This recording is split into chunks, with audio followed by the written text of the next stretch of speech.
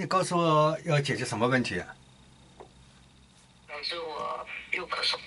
哦，我看到川普总统了啊，穿着那一件黑颜色的呢大衣啊，呃，他现在心里惦记着白宫那边呢，惦记着白宫那边呢，心里想着要不要我早点回去呢？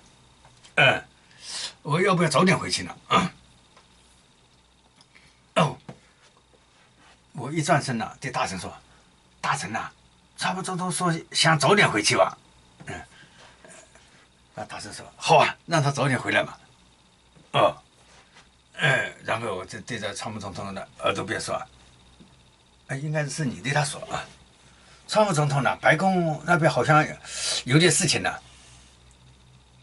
川普总统，白宫那边好像有点事情呢。你还是早点回去看看吧。”您还是早点回去看看吧。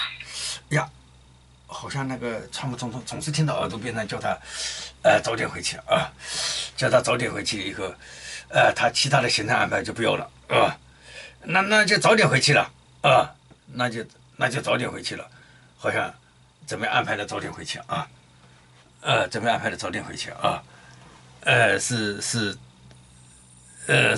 这么一个啊，这里面的都是这个啊。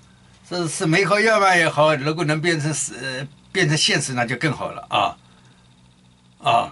是这么一回事啊，希望能变现实啊，好，希望能变现实。